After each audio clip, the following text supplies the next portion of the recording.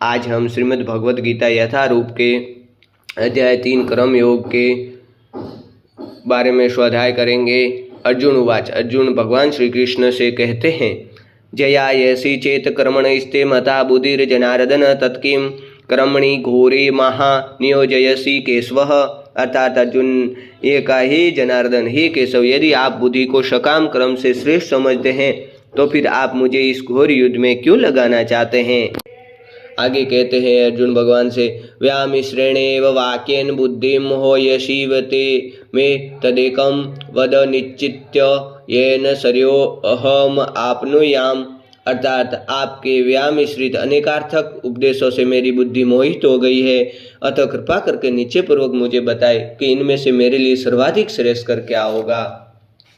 अर्जुन कहते हैं भगवान श्री कृष्ण ने कि आप बहुत सारे रास्ते बता रहे, उसमें से सबसे श्रेष्ठ कर सबसे अच्छा रास्ता कौन सा है जिस पर मैं पथानुगम करूं, मैं चलूं, उसके बारे में बताओ। श्री भगवान उवाच। अब श्री कृष्ण भगवान कहते हैं, लोके अस्मिन् द्विविधा निष्ठा पुरा प्रोक्ता मया नघ ज्ञान योगेन सांख्यानाम क्रम योगेन योगिनाम।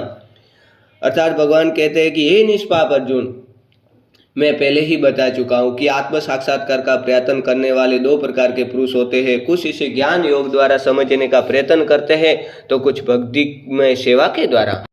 न कर्मणा मनारंभा निष्कर्म्य है पुरुष अश्नुते न चह संन्यासनादेव सिद्धिम समधिगच्छति। अर्थात न तो कर्म से विमुख होकर कोई कर्म फल से छुटकारा पा सकता है और न केवल संन्यास से सिद्धि प्राप्त की जा सकती है।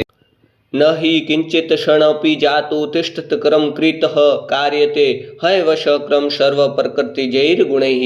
अर्थात प्रत्येक व्यक्ति को प्रकृति से अर्जित गुणों के अनुसार विवश होकर कर्म करना पड़ता है, अतः कोई भी एक क्षण भर के लिए भी बिना कर्म किए नहीं रह सकता है। जय बोलो श्रीमद् भागवतम की जय हो, जय बोलो श्री वेद भगवान की जय हो।